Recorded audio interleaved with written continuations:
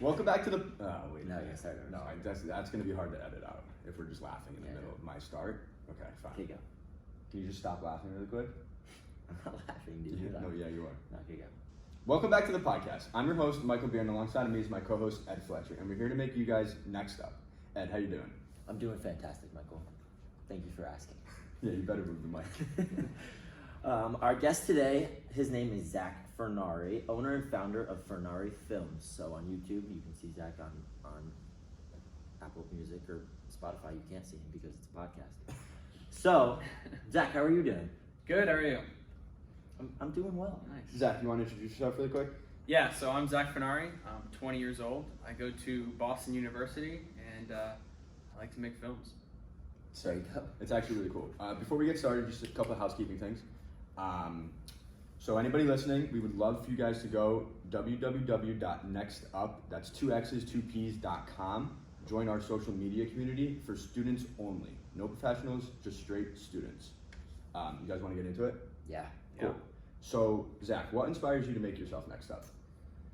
Well, I think my entire life, pretty much, I've had like a tough time like sitting still. Like I don't like to just be in the same place for too long. I don't like a day where like raining outside. I don't like to just sit inside. Like, I like to just go and do things.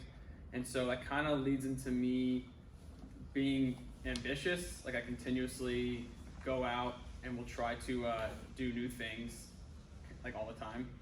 On top of that, when I was very young, I knew what I wanted to do with my life, pretty much. I knew I wanted to be like in film, or entertainment at least. And so I think the fact that I found that passion so early, I kind of owe it to myself to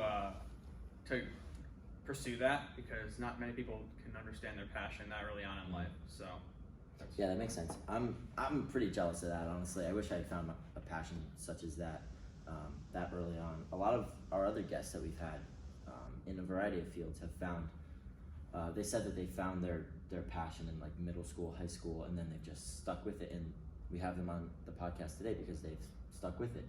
Yeah. And I don't know, I wish I had found something like that, but I don't know, we're seeing where it's going, you know? No, I totally get it. Lila Child, she found it when she was like 13 years old. Mm-hmm. wow. And she's a makeup artist, and she continues with it to this day, and she does a great job. But so Zack, a little bit more about Furnari Films. Can you just explain a little bit more into detail what you do and what Furnari Films is? Yeah, so let me start like where it started, I guess. Yeah. So Furnari Films started as me just kind of making videos for fun at home throughout my childhood, just like making stuff with my friends, with my family. And it kind of started to get a little more serious in middle school. I started to like joke around calling it Furnari Productions. Like I just call myself Furnari Productions, like just as a joke, and it sounded cool. And then when I was like 15, 16, I started, like family and friends started to ask me to do things more on a professional level, like, hey, can you make a video for us for this small business or whatever else? And I started to do stuff for Fairfield Prep, and then I was like, okay, so maybe this should be like an actual business. Maybe this isn't a joke. Like I love doing it, but I didn't think of it as a company necessarily. Mm-hmm. So then I thought I rebranded as Furnari Films, and it never really was official as Furnari Productions, but in my head I rebranded it. And Furnari Films LLC became a thing. I officially registered business in Connecticut. Mm-hmm. And I shoot promotional content for businesses. I shoot with brands sometimes. I shoot with influencers. I shoot for fun. I do freelance. I kind of do whatever's fun. Yeah, it's cool. cool. Awesome, just bouncing around like that. Yeah. Do whatever excites you. Yeah. So what got you into filming in the first place? I guess I was on YouTube really young. My mom will tell me all the time, like she was very adamant about getting her kids, I have two sisters, like access to computers when we were a kid, because she felt like that was the future. Mm-hmm. And so I had a computer to use when I was probably like 7 years old, at least my mom's, and then she got one for all of us to use as well. And I found YouTube, and I was watching these people on YouTube, like the old OG YouTubers. I'm like, this is kind of what I want to do. I want to do YouTube again, like at 7, 8 years old. And so I was just like goof around with my sisters and with my cousins and stuff, making stupid videos. But I thought I wanted to be in front of the camera. I thought I wanted to be like an actor. I thought I was a very energetic kid. I liked being in front of the camera, but then through the process of making these little tiny like stupid videos, I like really liked the back end of it. I liked editing it, I liked shooting it, I liked planning it, and I especially liked showing it to people and seeing their faces when I showed it to them, and the whole process I fell in love with it. Yeah, that's cool how it transitioned like that. I think a good piece of advice is to try literally so many things, because if you try one thing, you can it's a win-win. Either you find out that you like it, or you find out that you don't, or a win-win-win, and you find out that you like a different aspect of whatever you're trying, which is what Zack did. It's really cool. So quick question before we continue. Are you interested in like vlogging and like recording for like YouTubers out in LA? Yeah, I've done vlog stuff. I've been asked to do vlog stuff. Yeah, I mean that's really cool. I'm trying to go to LA this summer to try to do some of that stuff. So yeah, definitely. That's something down the pipe that I've always wanted to do. That's so cool. So what's been your favorite moment in all of this? Favorite moment? Well, there's a lot. Each moment has like their own reason why I like it. I liked obviously my time at prep was fun. It was unique, shooting stuff for the school, because you got to shoot with your friends. You got to share those videos with a lot of people, and people seem to enjoy it. So it's always going to hold like a special place in my heart, because it was at prep that I really found myself and got grounded in what I was doing. But I also like love the stuff I do for brands. I love the stuff I'm doing now. It's really exciting, commercials and whatnot. And I love shooting for influencers. So basically what I'm trying to say is it's all my favorite, but all for different reasons. Like it's all exciting for a different reason, nostalgic, whatever else. Right. It's really cool. And for those of you listening, Zack and I went to Fairfield Prep together. We graduated in 2019. So that's what he means by prep, Fairfield Prep, our high school. Yeah. So if you want to pull up his commercial really quick. Yeah. So this is really cool. Newton Running, and Zack will talk about how he got this gig and how he kind of secured this a little bit, cold email stuff. Mm-hmm. And then we'll go into one more segment and wrap it up. Mm-hmm.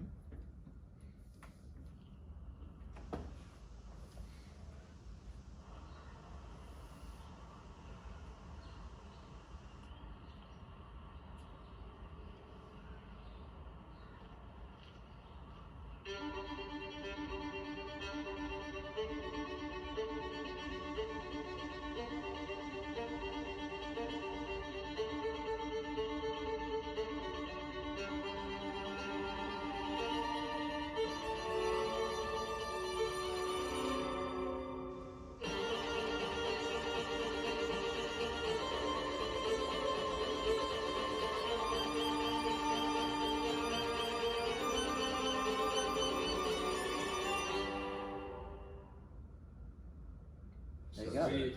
It's actually so Fast sick. pace. Yeah, very fast.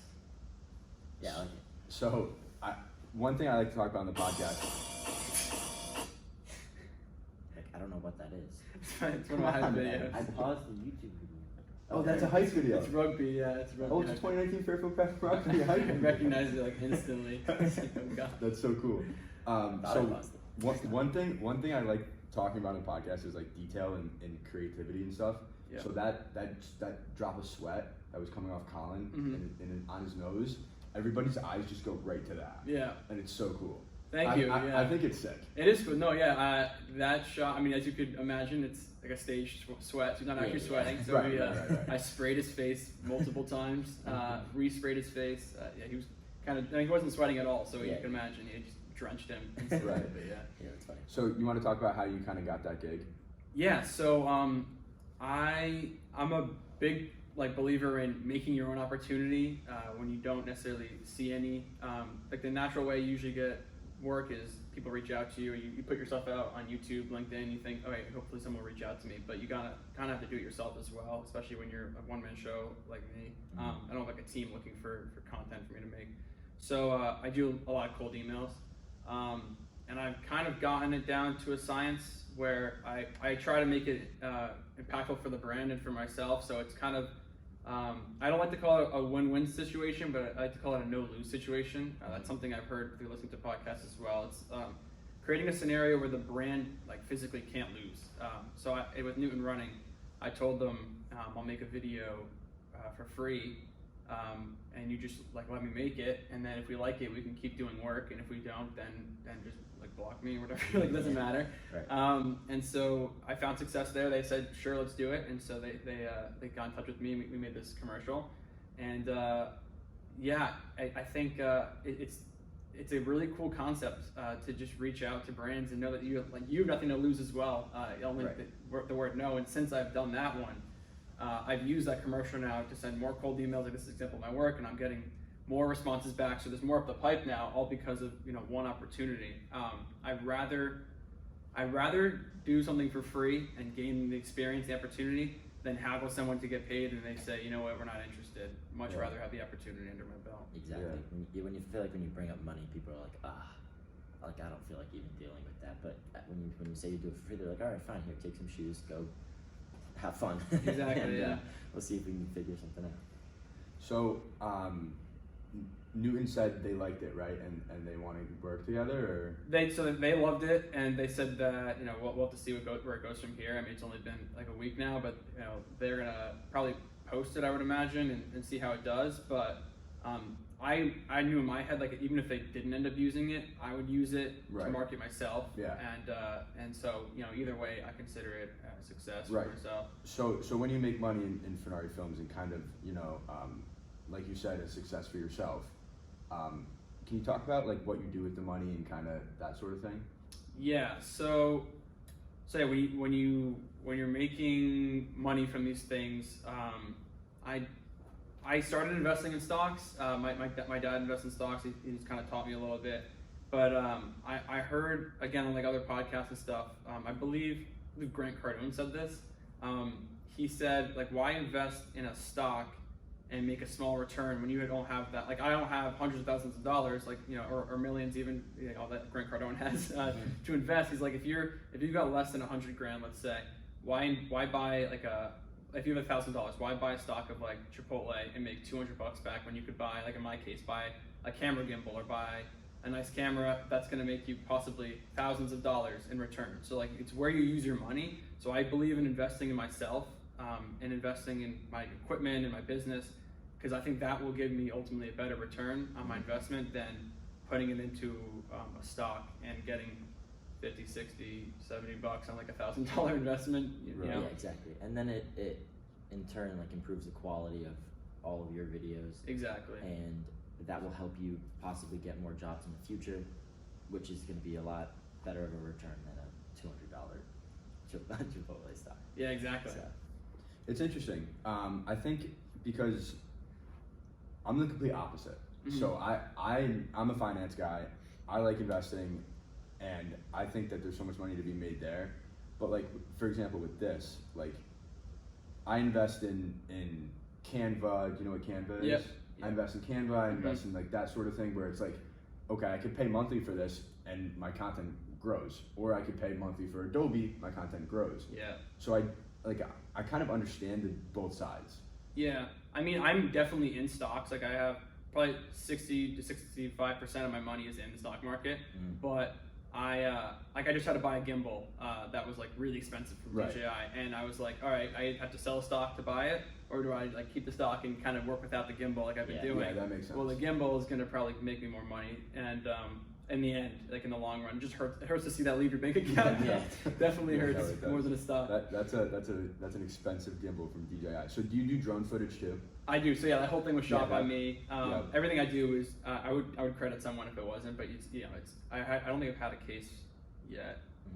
I pretty much shoot everything by myself. Yeah. That's cool. Have you ever thought about like expanding into more people, or not yet? I have. I mean, there's been plenty of scenarios where I'm like, man, I wish I had someone else, and but I just don't know many other people around here, at least, who can who I trust to film something like this. I think I could do it better myself typically, but I have paid my friends to do kind of helping me out on like a set or like production stuff. But I have the thoughts cross my mind, but I guess the right answer is I haven't found anyone I want to hire yet. Gotcha. It's interesting. It's really interesting.